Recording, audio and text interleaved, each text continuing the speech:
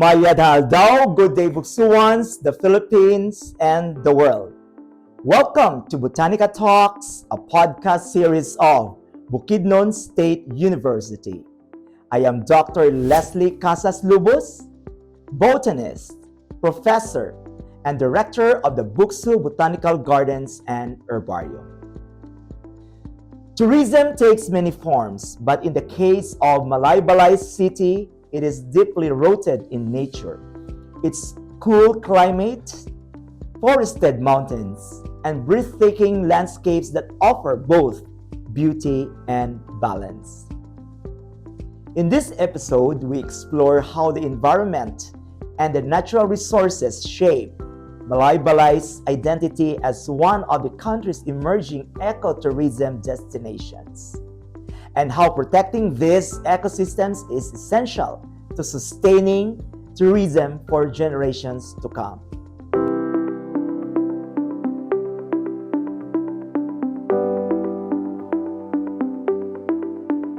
Our guest today is Mr. Marven Jan, Monching Nadela, Officer in charge of the Malaybalay City Tourism Office. As a tourism leader, he has been at the forefront of the shaping a more sustainable and environment-centered direction for the city. He champions the Saka Ta Malaybalay campaign, an innovative tourism branding that brings together sports tourism, adventure tourism, cultural tourism, and agri-eco tourism. Sir Monching, welcome to BotanikaTalks, and thank you for joining us today. May hapon, good day. Imayad masalub tayo alan. So, thank you Sir Les for having me. It's a great pleasure to be here with you. Sir Monching, to begin our conversation, we would love to understand more about Malaybalay's identity. Malaybalay City is known as the South Summer Capital. How do its natural landscapes and plant diversity help shape this identity? So, Malaybalay is known as the South Summer Capital because of its cool highland climate, lush forests, and green landscapes. Even within the city proper, places like the City Tree Park, the former Woodstock in BFI, where different tree species are planted, create a refreshing environment. The blooming golden shower tree especially adds beauty and symbolizes the city's strong connection with nature. That identity is truly something we take pride here in Bukidnon.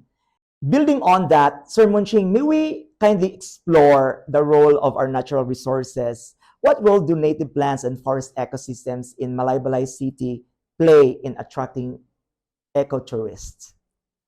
Alright, Sir Les, native plants are actually one of our strongest tourism assets. They create authentic experiences for visitors who want to hike, explore forest, and reconnect with nature. Our biodiversity supports wellness tourism, adventure tourism, and environmental learning. It's amazing how plants themselves become a major reason for people to visit.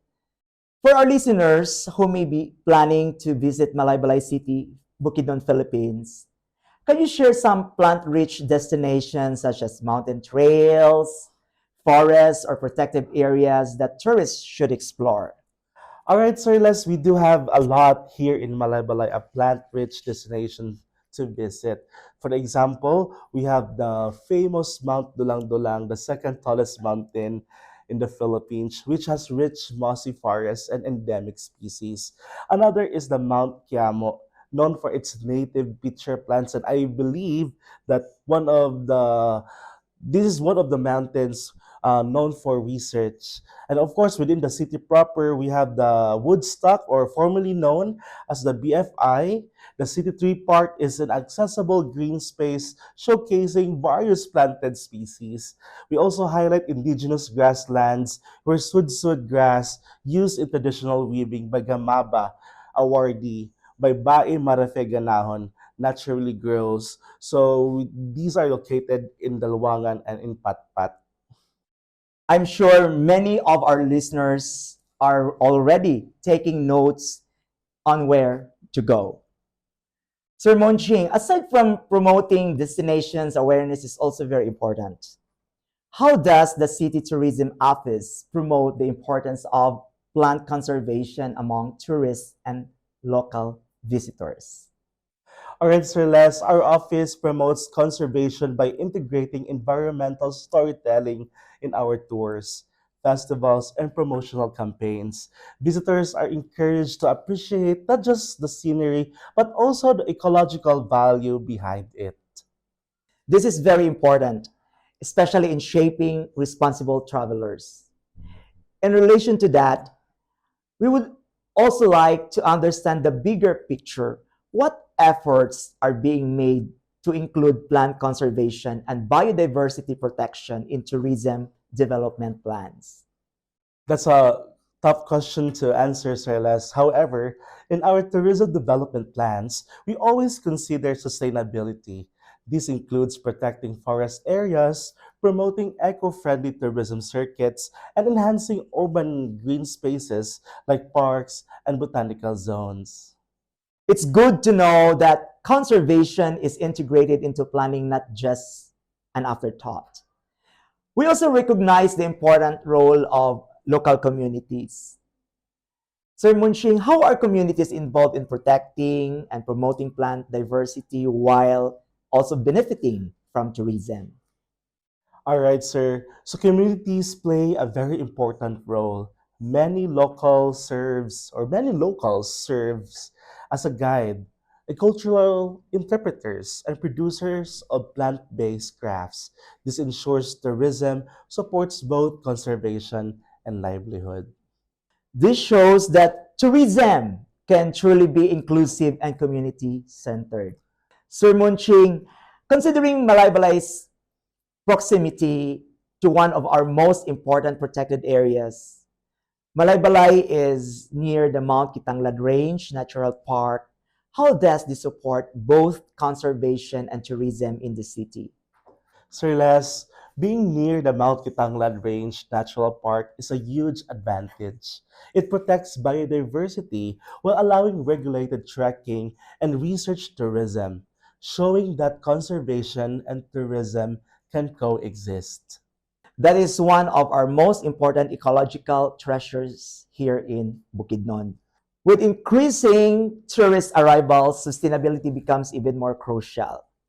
Sir Monching, what sustainable tourism practices are being implemented to ensure that plant ecosystems are not harmed? Our answer less for our sustainable tourism practices, we promote responsible trekking, visitor orientation, waste management, and collaboration with indigenous leaders to make sure ecosystems are respected. This is very timely, and more destinations face the pressure of increasing visitors. Sir Munching, what challenges does the city face in balancing tourism growth with the protection of forests and plant biodiversity? Sir Les, one challenge is managing increasing visitor demand while protecting fragile ecosystems. And I believe that this is true to all, especially those places which there's a lot of conservation areas. Continuous education and strong policies are needed to maintain this balance. And we believe that here in Malaybalay, we are doing that. These are realities that many destinations are also facing today. We also understand that collaboration plays a vital role. Sir Monching, are there partnerships with researchers, universities, or environmental groups to support plant-based tourism and conservation in Malaybalay City, Bukidnon? Yes, Sir Les, we are happy that we work with universities such as Buksu and CMU and other environmental organizations and also government agencies to strengthen research, training, and sustainable tourism initiatives. Finally, Sir Monching, as we look toward the future, what is your vision for making Malaybalay City, Bukidnon, Philippines a destination that highlights both its cultural heritage and rich plant biodiversity? Our vision is to make Malaybalay a leading eco-cultural highland destination where plant biodiversity, cultural heritage, and sustainable tourism development grow together. We want visitors to feel that when they come here, they are not only exploring a place, they are experiencing a living environment. So, with that, we are inviting everyone to Saka sa Malaybalay or climb here in our mountains and experience our rich plants and biodiversity. A meaningful way to end. Your vision can truly inspire both locals and visitors alike. Mr. Marven Jan Nadela, thank you for joining us today on Botanica Talks. You made us realize that tourism is not only about places to visit, it is about the ecosystems we protect and the responsibility we carry as stewards of nature. Ecotourism thrives when forests are preserved, when native plants are valued, and when communities are empowered to care for the landscapes that sustain them. This is Dr. Leslie Casas Lubos. Until next time, keep exploring, keep discovering, and above all, keep safeguarding the richness of our botanical legacy for future generations. Only here on Botanica Talks.